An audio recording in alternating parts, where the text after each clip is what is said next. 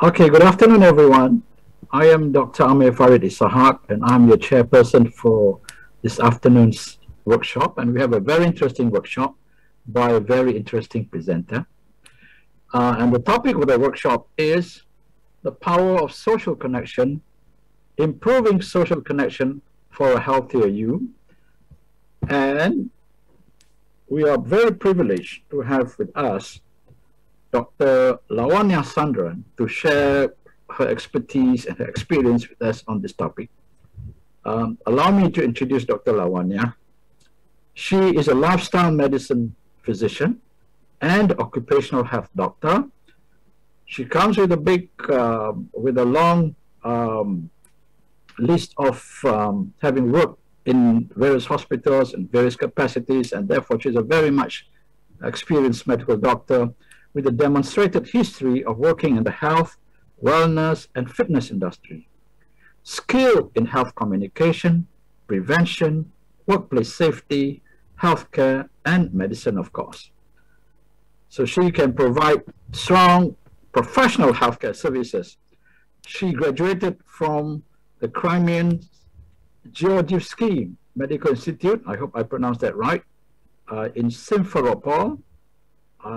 We all know Crimea was under Ukraine, but now under Russia. So we wonder whether at that time she was a Russian or Ukrainian.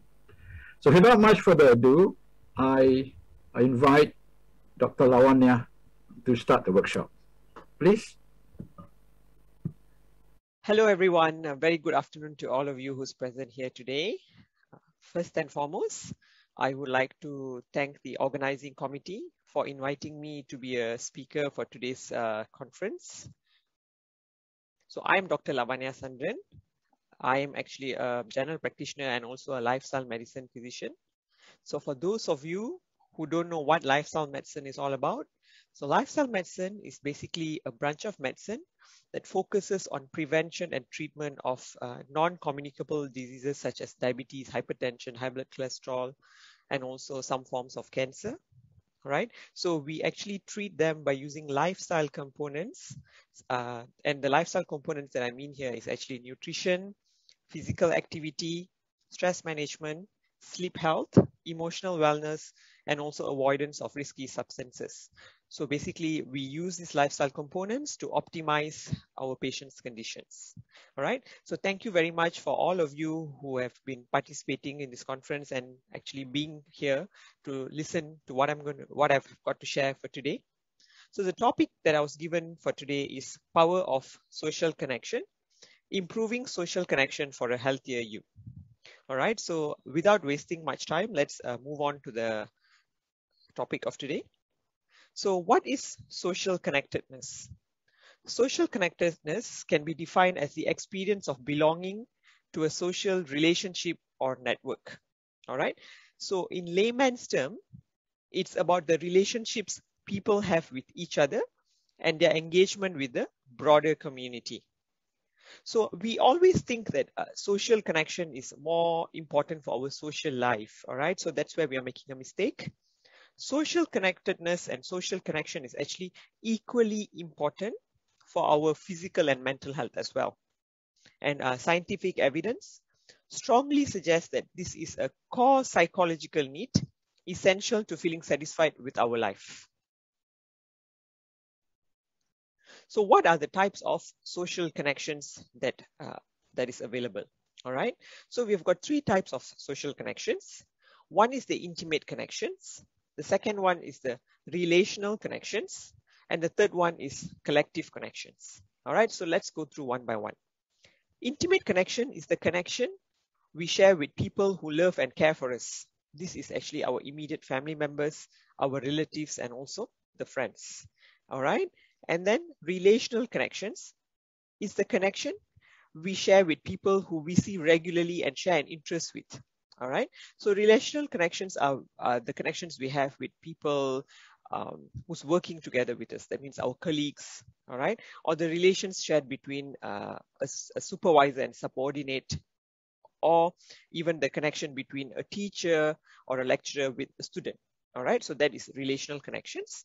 And also collective connections is the connection we share with people who share a group membership or an affiliation with us, such as people who vote like we do, or people who have same faith. That means people like, church members, people who attend the same church, or even group members who attend the same gym or even join the same sports club. So these are the three types of social connections. So as I mentioned earlier, we always think that social connection is only important for social life. So what you see here, the picture, is this Dr. Daniel Goleman. All right. So Dr. Daniel Goleman is an internationally known psychologist, and he's also a science journalist, right? And he has been writing for New York Times on brain and behavioral science. And one of his bestseller, the book Emotional Intelligence and Social Intelligence, the New Science of Human Relationship. In his book, he has actually mentioned that resonant relationships are like emotional vitamins, sustaining us through tough times and nourishing us daily. So that's why I say social connectedness is not just about social well-being, but it's a lot to do with our physical and mental health as well, right? So when we speak about social connectedness, I must bring up this very important study that has been going on for the longest time ever, Harvard study of adult development. All right. So the director of this Harvard study of adult development is Dr. Robert Waldinger. He's a psychiatrist and a professor at Harvard Medical School. Right. So he has mentioned that good genes are nice, but joy is better. Right. So let's go in depth a little bit about Harvard study of adult development.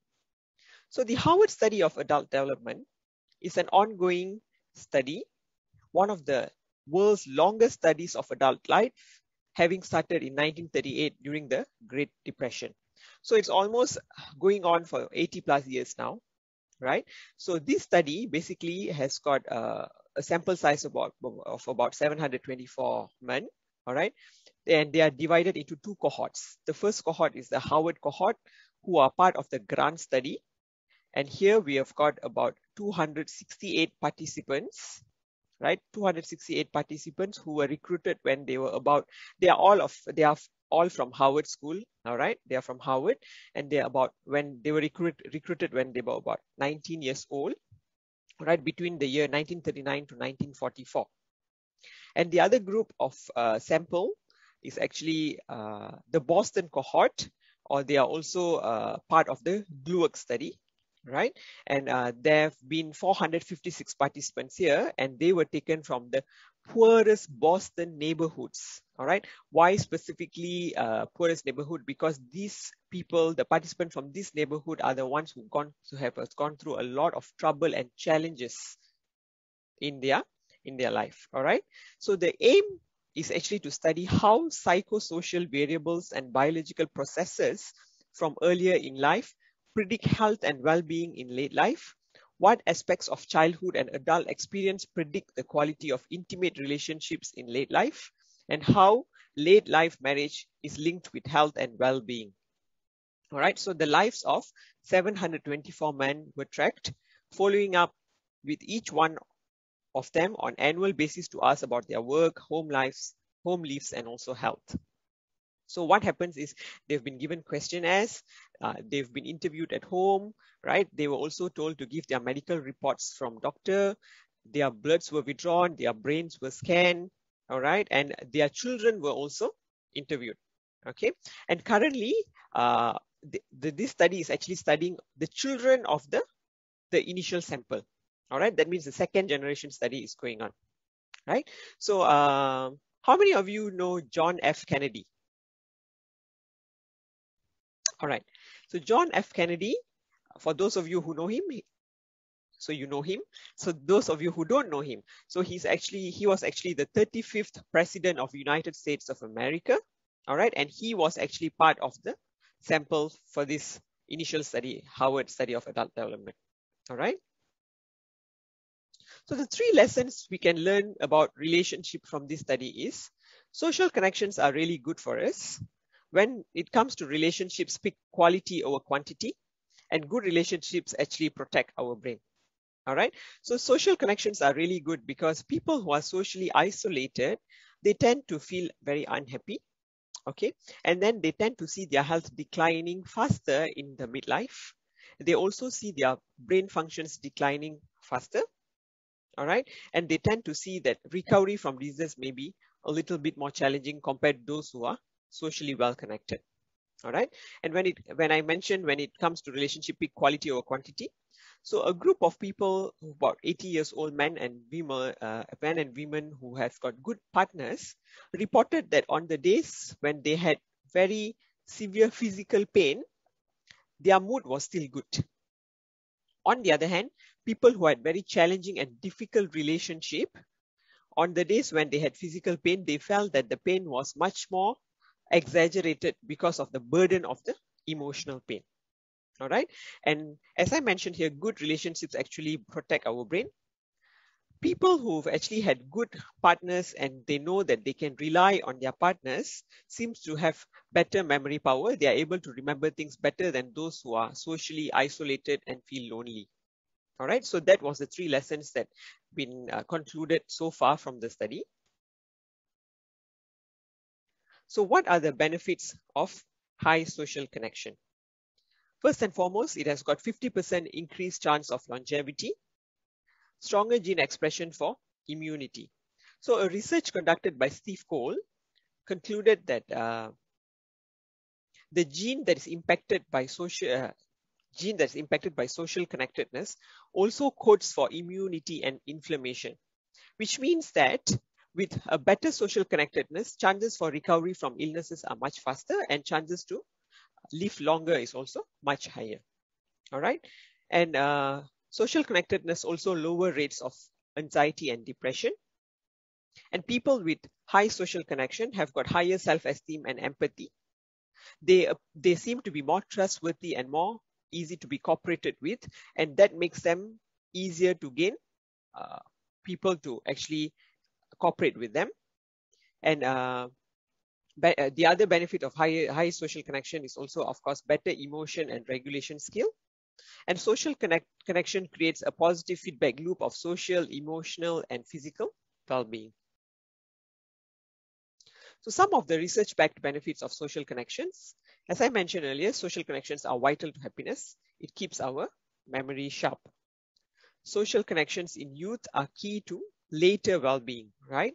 People who are more socially integrated in childhood and adolescence tend to have lower blood pressure and body mass index in adulthood. Social connections could help us live longer because it can help to reduce the risk of fatal heart attacks. And one more interesting research was on survival of women with breast cancer. All right. Women with breast cancer are more likely to survive if they have more friends. So this research actually had about 9,367 participants. All right. So when compared to socially integrated women, socially isolated women were 43% more likely to have breast cancer recurrence, 64% more likely to die from breast cancer, and 69% more likely to die from any cause.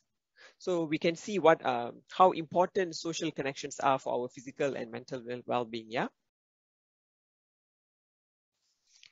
So now let's speak about the dangers of low social connection. So with low social connections, it is said that it's actually worse for health than smoking, high blood pressure, or obesity, meaning that even if you're a smoker, even if you're a person with high blood pressure, or even if you're an obese person, all right, if you have good social connection, chances are that you may be able to manage the condition better compared to those who actually are socially isolated and lonely. All right. Low social connection also causes higher inflammation at the cellular level. So we are talking about the low level inflammation that is not visible with our eyes. Okay. And they have got higher susceptibility to anxiety and depression, slower recovery from disease, and increased antisocial behavior and violence. And of course, with loneliness and also frustration because of isolation and all that, tendency for them to be involved in suicide is much higher. So we have spoken about the benefit and the dangers spoken the benefits of having good social connectedness and also the dangers of having poor social connectedness. So now let's go to the important thing. We need to speak about how to cultivate social connection. All right. So for those of us who's not been socially connecting with others, let's see what we can do to actually socially connect with others. Firstly, what we can do is actually maintain contact with existing friends or reconnect. All right, especially in this pandemic, right? We are not able to see a lot of our people, a lot of our friends face to face. I think it's the same case for most of us, right? So at this particular point, it's very important to make it a point to make friends, to make contact with existing friends or reconnect, or either virtually, right? That's one way we can actually connect with them. All right, especially, and it's very much more important during this pandemic because this pandemic itself has actually caused a lot of people to be very mentally disturbed. A lot of people seems to be having a lot of stress because of the pandemic due to the uncertainties. So it's very important to actually maintain contact with existing friends and reconnect, right? And the most important thing is when we maintain contact and reconnect, we have to make sure that it's actually regular, either it's on a monthly basis or 2 weekly basis, but it has to be a regular contact. The second thing what we have to do is choose quality versus quantity. All right, so it's very important to have few quality friends than having a bunch of friends that we are not socially very connected with. All right, so an example is an introvert probably just need 1 or 2 friends that they are actually very close to feel socially connected, whereas an extrovert probably feel very socially connected because they share things with everybody, right? So they probably need more friends to feel socially connected. So it really depends on our individual personality. So, but always choose quality versus quantity. The next thing is, of course, to cultivate social connection, what we can do is actually use social media as a way station, not final destination. So what I mean here is a lot of times we use Facebook, Instagram to connect with people. That's good. All right. So if you've got any long lost friends or someone that you've actually lost touch for a long time, please try to look for them in the social media, try to connect with them. Okay. But you only connect with them there, but don't end it there. All right. So when you have connected with them, have some chat and all that, make it a point to meet them outside. Okay. So try your best to make an effort to meet them outside. All right. And not just end it with a Facebook chat there. All right.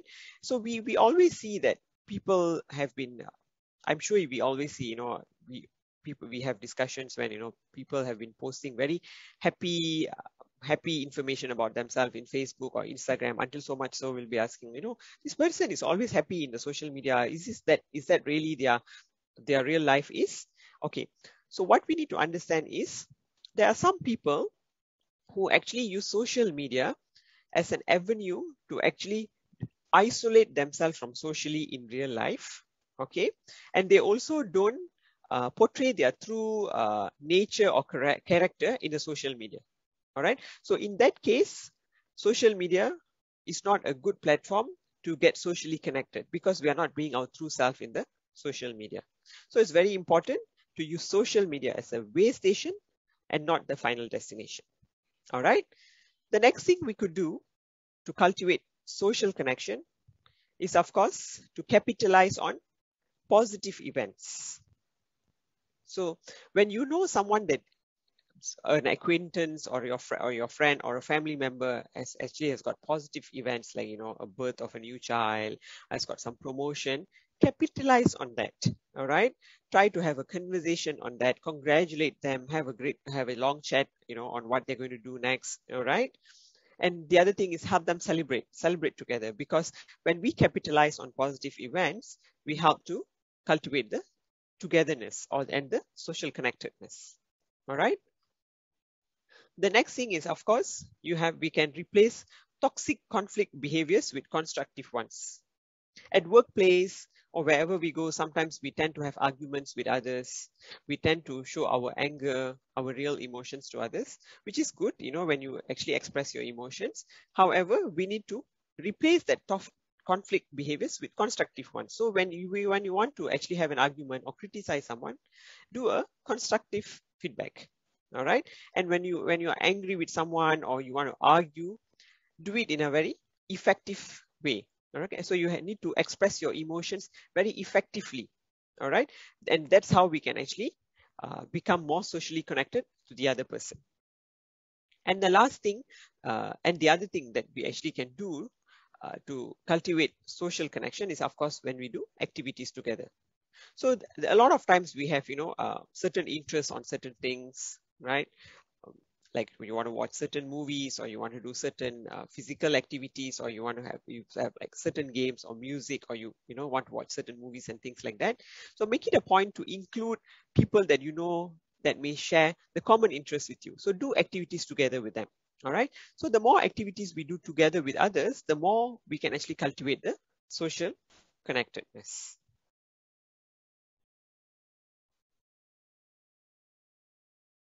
So of course, having social connection is one thing. Then the quality of the connectedness is the second important thing. All right. So we may like just what I mentioned earlier, quality versus quantity. All right. So quality. Now we have to speak about how to have a quality relationship. All right. So the first thing is you need to ask yourself, are you brave enough to be vulnerable? So I'm sure a lot of participants here, some of you are leaders, some of you are supervisors, and you have a lot of subordinates.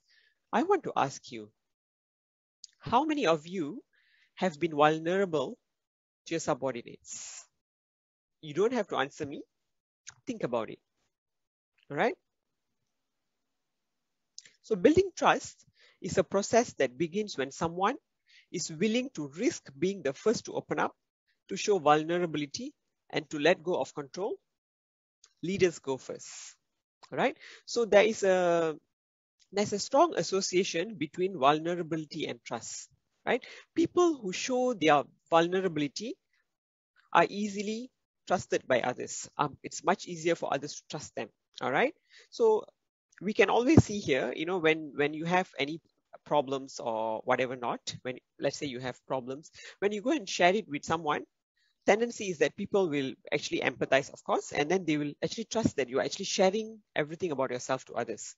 Whereas there's another group of people, they like to bottle up everything within themselves, right? So they keep things to themselves, and then they just keep it to themselves. They don't want to share it, and they don't want to open up. So when they don't open up and they don't reveal that they are vulnerable, it's difficult to gain other people's trust.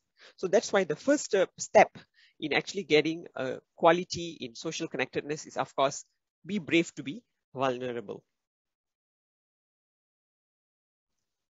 Then, of course, it's very important to maintain a quality relationship with all this loving communication strategy. All right. So differentiate thoughts from feelings. It's very, very important to differentiate thoughts from feelings. All right.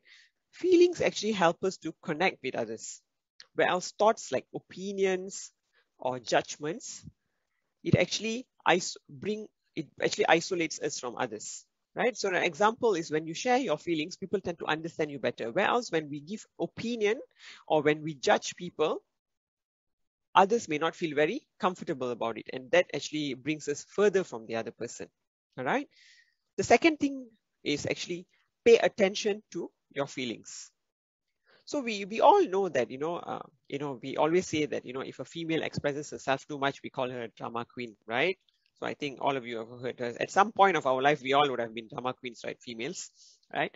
And boys, on the other hand, from small, a lot of parents have actually told them that, when they cry, don't cry. Boys don't cry. Only girls cry, right? So from small, they've been brought up like this. So when you actually bring up a person this way, they actually tend to actually hide their real feelings. All right. And when they actually communicate with others, sometimes they try to hide their true feelings. They hide their feelings so much so that they don't really know what they're actually feeling, right? Because they don't want to offend whoever that they are dealing with. So what they do is they actually hide their true feelings, and sometimes they get confused of their true whatever feelings actually they're facing right now.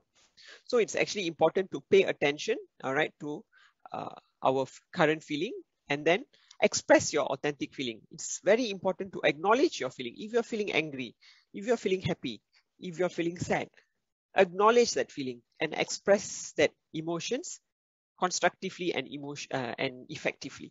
All right. The next thing is, of course, listen with empathy and compassion. It's very, very important to be a good listener.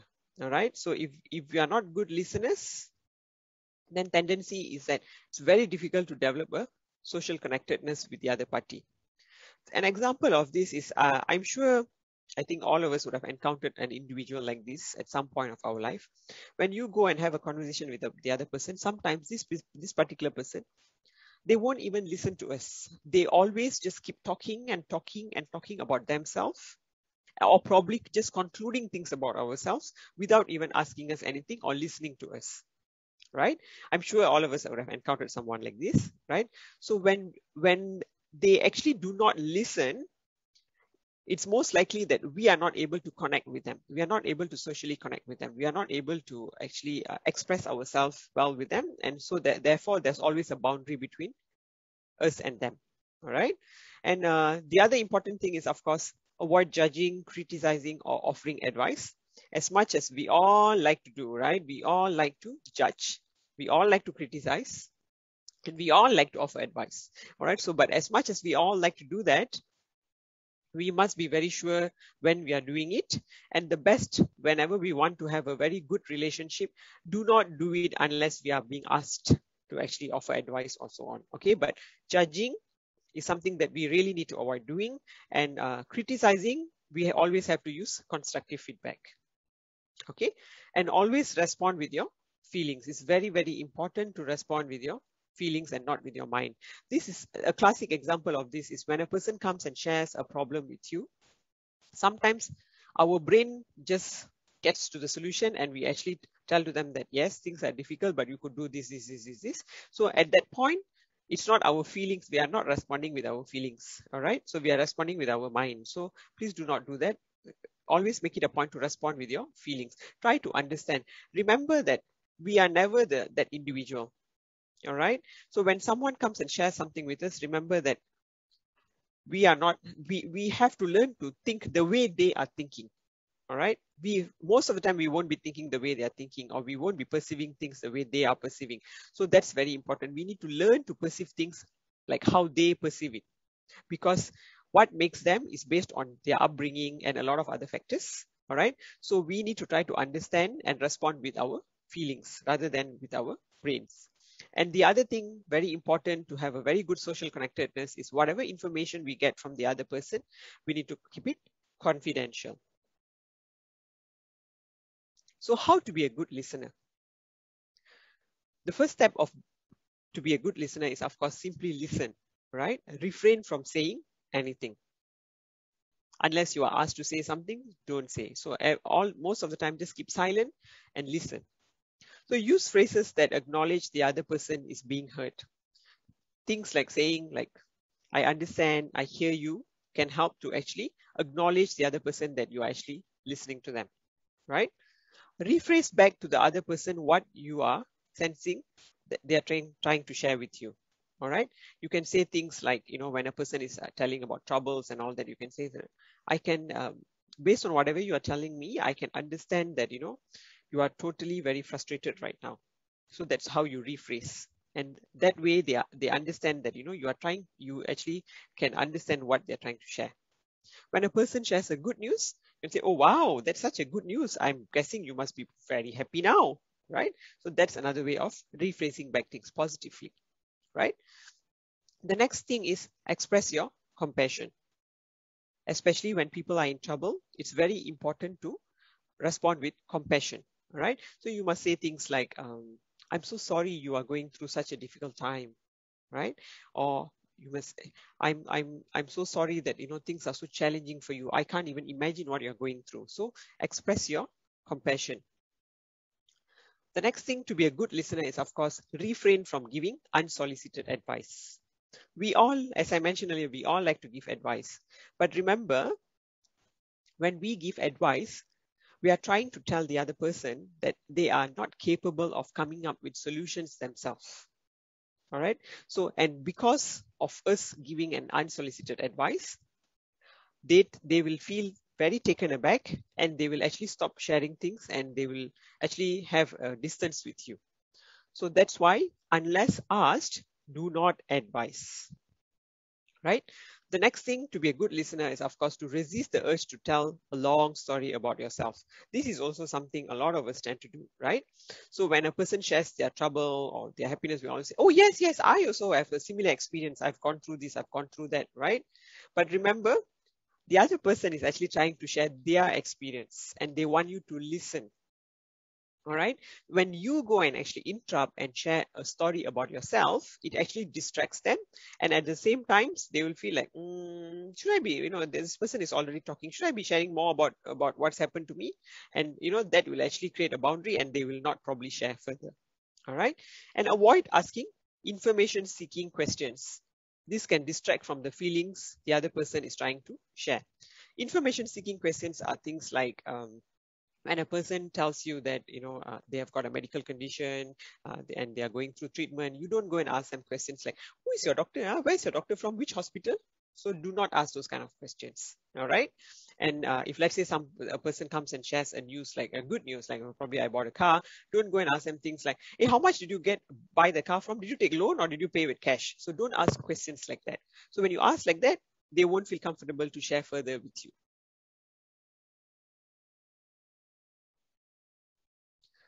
So what are the practices that connect and heals us, right? The first practice that can help to connect us is, of course, laughing and smiling freely, right? Laughing and smiling is always free, isn't it? So we should always make it a point to laugh and smile, because it actually helps to not only boost our mood, but it also boosts the mood of the person who's receiving the laugh and the smile, all right? So it's very important to smile and laugh regularly and freely, okay? The next thing is, of course, express gratitude daily. To your partner, to your family, to your friends, it's very important to express gratitude. There's a research that also says that being grateful is also very good for your mental health. All right. So even for the simplest thing, even for the smallest thing, always acknowledge the greatness. All right. Acknowledge the simplest things that's making our life easier. All right. So acknowledge and express gratitude daily. Let forgiveness free you. All right. This is also very important. Why? Because a lot of times we actually just hold on to things, right? We hold on to things. We don't want to move on. We keep, let's say, a betrayal, right? Someone betrayed us or something like that. Then we keep thinking that, why did the person do this to me? Why did this person do this to me? I cannot forgive this person, So the more we do that, actually, we are not moving on. All right. So when the minute we decide that, it's okay, he's just a human being, he betrayed me, I'll just forgive him and I'll just move on. It actually saves us from the misery. It does not mean that you actually forget what has happened, but it actually saves you from the misery. All right. Saves you all the hassle that you're going through mentally, and it helps you to move on. And this example is also very applicable when you have an argument with your partner. All right. So you have an argument, you know that you were right, but you still did not win the argument. It's all right. Forgive your partner anyway. All right. Forgive. Like I said, you're not forgetting, but just forgive, because it also helps your partner feels better that you actually accepted whatever the argument was and you're actually moving on. So it actually makes your mind feels lighter to move on. And the other thing is, of course, support and serve others. The more we help others, the more we serve others, the more we actually get connected to them, and it helps to heal us as well. All right. The minute you help other people, there is a satisfaction that we will actually get, and that's actually very good for our health. And the last thing is, of course, participate in support groups. All right. Support groups are, they have got common aims, right? Participate in these groups, because when we participate, there's a lot of shared that can happen. We understand a lot of people's experience. We gain people's trust, right? And we make new connections, and we can actually achieve common goals and also get socially connected with this group of people. So you can see a flag here. Do you know what country is this?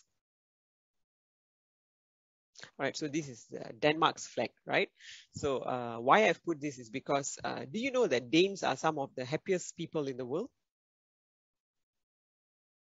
Why? Danes are some of the happiest people in the world because they practice the art of this word called HYGGE. All right, so HYGGE, this is actually a word that is difficult to pronounce and very difficult to explain. All right, it's pronounced as hygge. So hygge means creating a warm atmosphere and enjoying the good things in life with good people.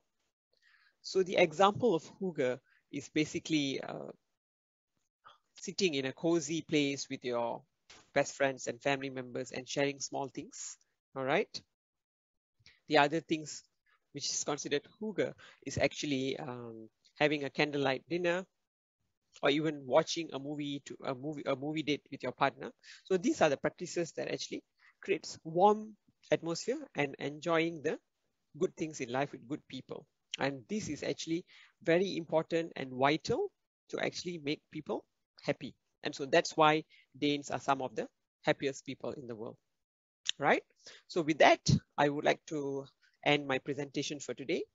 I hope some of the points that I've shared today, you probably can take some of the points to practice it in your own life and also advise your patients accordingly to improve their social connectedness, because social connectedness is just as important as everything else for our health. Thank you very much.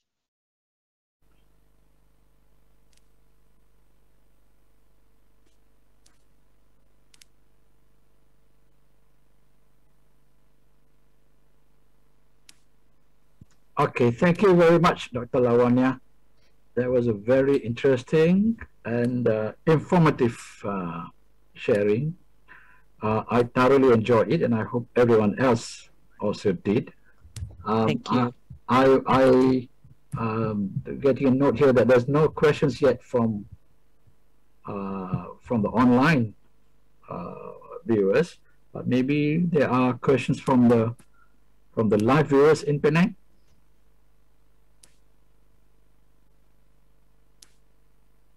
We probably have a lot of participants already well socially connected. Okay, well, while we wait, we don't have much time, and we have two minutes. I just want to give a comment.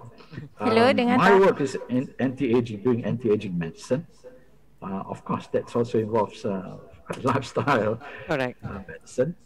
And in one of the most interesting lectures that I viewed on TEDx, I think, is about the factors that affect longevity.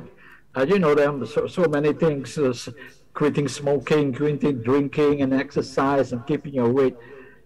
But I'm totally surprised that at the top on the list is social integration. Yep. Yeah, that's the most important factor if you want to live longer. Now, after hearing your lecture, it gives me better understanding why it is up there. And not, you know, that's even higher than quitting smoking, and higher than cardiac rehab, and higher than exercise. Way higher than even exercise. Right? So yes, we can quite understand that those who are socially connected have more peace of mind. I think that's a very important factor.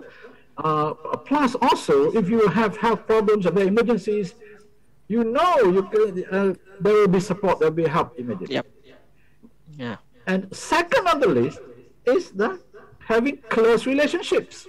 It's still a subject that you mentioned. So two of the most important factors that influence longevity are what you shared with us just now. So I'm going to follow your teachings a lot.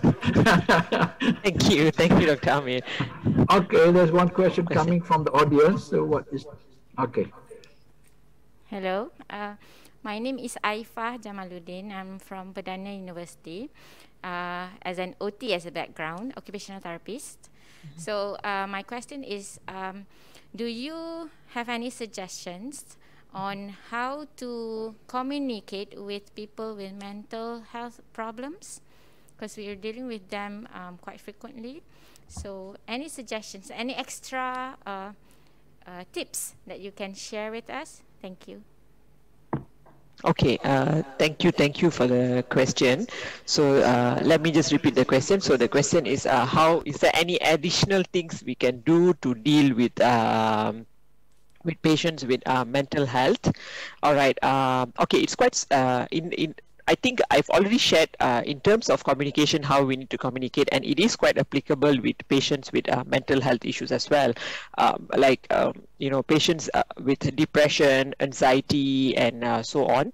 It's the first thing is always these patients, right, when they come to us, they never come to us directly with a complaint of any mental health related complaint. So they come a lot with physical health symptoms and all that. So as a doctor, it's very important that we always go to the root cause. You know, just want to share, patients with anxiety usually don't present saying that they feel anxious. They will come and say they are feeling you know, they end up getting frequent infections, or they have got GI upset. So this is how my patients present personally. So, you know, and then you will try to examine, try to get all the root cause, then you will realize that everything else is normal. So then you have to go an extra step a little bit more and ask questions like, are you feeling good? Is everything all right with you in terms of, you know, at home, at work, is everything good? Are you feeling stressed? So we ask this kind of questions. So that's when they will slowly start opening up, and then you will realize actually the physical symptom is not the problem. It's actually the mental symptoms has been actually burdening them, that they end up coming to you. So it's always important if you have patients with mental issues, mental health issues or not, important is first let them speak. All right, it's important to let them speak, and then always dig in a little bit more. This is what a lot of us sometimes fail to do. We will always just whatever the patient says, we just take it as that. You know, if they say they are fine, we just take it there. So we need to do a lot of prompting, right? Especially when the patients have got mental health issues, a lot of prompting. We need to keep prompting, you know, ask them a lot of questions, open-ended questions, right? Open-ended questions usually help people to actually speak up, especially when it comes to mental health issues.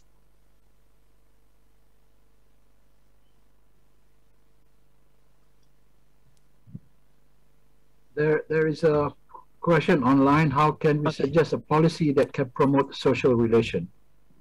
Okay, this is a very interesting question, well, how can we suggest a policy that promotes social relation? You know, when it comes to any policy and all that, we know that it's never done as a single person, right? So it involves a lot of bodies, a lot of organization. They all have to, you know, come to a consensus, and then only we can come up with a policy. So when it comes to social relation, to be honest, I think we have to start from our level first as GPs. You know, everyone, as I'm a GP personally, right? So we always have to, I think this should be a question, you know, I personally, when I have patients come, I always have lifestyle assessment. So that part, I always ask a question on social connectedness. So I think before we come up with a policy, we need to start practicing it first, right? All of us start practicing it first. Then only then, you know, we could actually see the result of it, and then we can discuss further on developing a policy. So when we don't put anything into practice, it's very difficult to even come up with a policy. Okay, thank you very much. Actually, we have exceeded the time given to us, and there are also no further questions. So allow me again to thank Dr. Lavanya for the very important sharing of her expertise and advice to us, so that we all will be well connected socially and have many good quality intimate relationships, and also have peace of mind, and also live long because of that. Okay, thank you very much. Thank you, Dr. Amir.